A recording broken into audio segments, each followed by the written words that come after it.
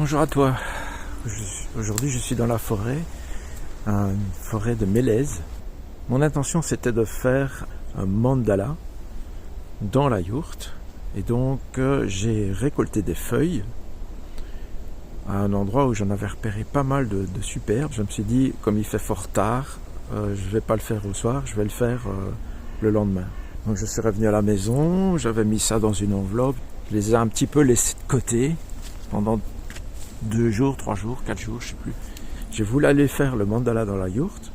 Il y a des taches brunes qui sont apparues sur les feuilles et le jaune se ternissait. Et là je me dis, mince alors, c'est plus du tout les belles feuilles que j'avais vues à cet instant-là. Ça veut dire quoi ça? Ça veut dire que si tu vois quelque chose de magnifique à un moment donné, que tu veux construire quelque chose avec, en faire du beau, eh bien il faut le faire tout de suite. C'est pas question d'attendre, de reporter 1 jour, 2 jours, 3 jours, en espérant, en croyant que ça va rester ainsi. Non, le vivant, il bouge tout le temps. Mais là, ça faisait 2, 3, 4 jours, et forcément, ces feuilles-là, avec l'oxydation, a continué son travail de décomposition, parce que c'est le principe même de la vie. Mais qu'est-ce que ça m'apprend, moi? C'est qu'il est plus question de reporter les choses à plus tard, c'est si je ressens l'envie, le besoin de créer quelque chose, j'ai besoin de me mettre en action tout de suite, de faire les choses tout de suite. Oui, évidemment, on sait bien qu'il y a parfois des priorités. Là, le jour où je les ai ramassés, bien, ils étaient déjà fort noirs. Je ne pouvais pas filmer la construction de cette œuvre-là, mandala. Le soir, il y avait trop peu de lumière. Donc.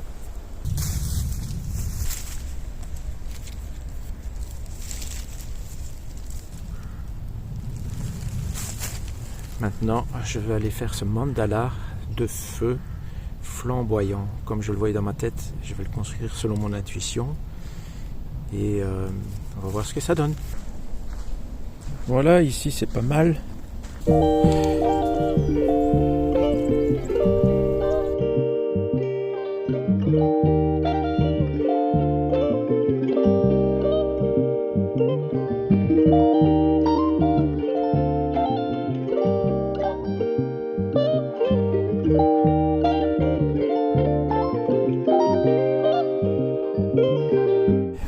Ben voilà, j'ai terminé mon mandala éphémère, flamboyant, l'arbre flamboyant, avec une feuille très spéciale au cœur de l'arbre, comme si c'était pour dire que quelque chose de l'intérieur en soi, et que en prenant soin de ça, on peut le développer, le faire rayonner avec plusieurs étapes de rayonnement vers l'extérieur.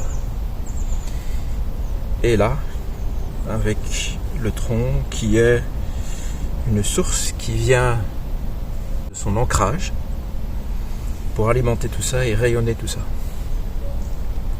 Bien sûr, j'ai besoin de contraste. C'est pour ça que la terre foncée est là. Et parfois nos ombres, ce qui est dur à vivre, parfois nous révèlent qu'est-ce qui est vraiment précieux pour moi et que je peux en prendre soin, l'honorer, être fidèle à ça. Et c'est ce que je suis en train de faire là. Je suis en train de faire quelque chose qui me plaît et que je vous montre. Envie de faire du beau avec des éléments de la nature que je trouve sur mon passage, dans l'instant présent. De les mettre d'une certaine façon que je ressens qui est beau. Et ça, c'est ma joie, et c'est ça que j'exprime ici, et que je rends visible. Je l'ai mis sur ce chemin exprès, pour 2 raisons, parce que le chemin est de la terre sombre, ça donne un très bon contraste avec les feuilles flamboyantes, jaune orangé, et on distingue beaucoup mieux tous ces éléments-là, toutes ces parts qui font partie d'un être, mais toutes ces parts participent à un ensemble. Maintenant, je vais faire quelques photos, comme souvenir en tout cas, et pour pouvoir montrer sur un site web, un portfolio, un prospectus, peu importe, même une carte de visite, pourquoi pas le logo, hein.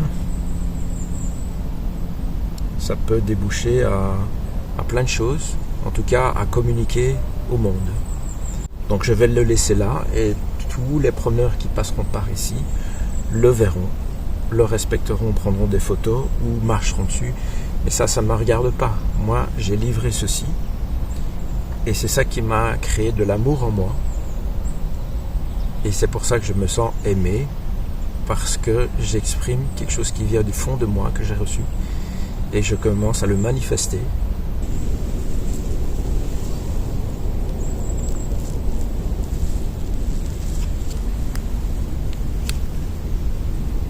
Maintenant, j'ai envie d'honorer cette œuvre en faisant une petite danse. Allez.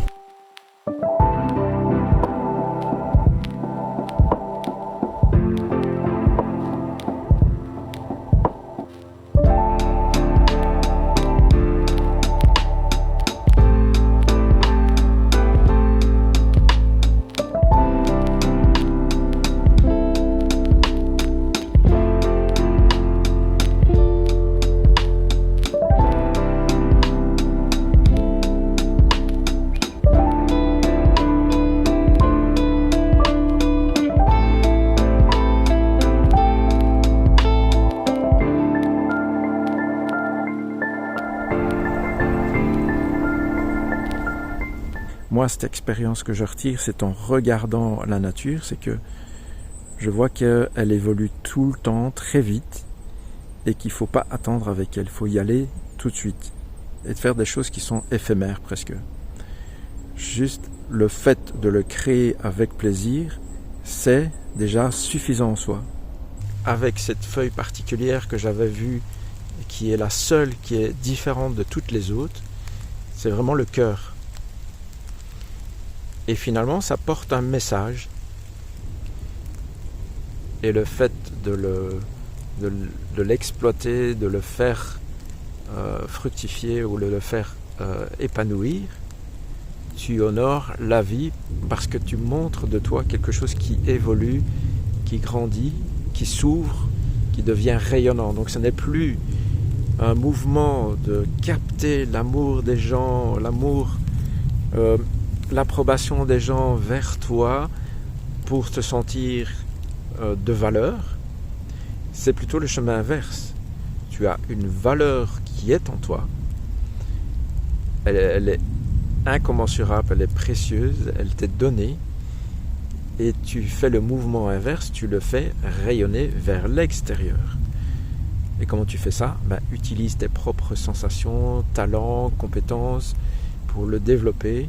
Et ça peut être n'importe quoi. Je t'ai montré un truc d'artistique, un mandala, mais ça peut être très bien être un projet, du management, de gérer un projet pour que ça se développe et que tout le monde y trouve son compte. Ça peut partir dans tout ce qu'on veut, du moment que ça part de toi et que ça rayonne parce que tu aimes faire ça, tu adores faire ça. Tout simplement. Qu'est-ce qui te plairait de faire en commençant petit et en le faisant de plus en plus fréquemment et tout de suite? Ça peut être des toutes petites choses. Plus tu fais ça avec plaisir, ton énergie va complètement changer. Tu es de plus en plus dans la joie et ça se ressent chez les autres. Ils sentent que tu es plus heureux, que tu es plus épanoui, que tu as une énergie qui te vient de l'intérieur et qu'elle est tout le temps là et qu'elle afflue de plus en plus à chaque fois que tu prends plaisir à faire ce que tu aimes faire. Ça me fait penser, parfois les enfants ils jouent, il y en a un qui joue avec un jouet, il s'amuse très bien, il adore faire ça, et puis un autre qui arrive et qui veut le jouet. Et il va presque se bagarrer pour essayer de l'avoir, va se disputer. Mais en fait, c'est pas tellement le jouet qu'il veut. Ce qu'il veut, c'est ressentir le même plaisir que le premier enfant avait de jouer avec ce jouet.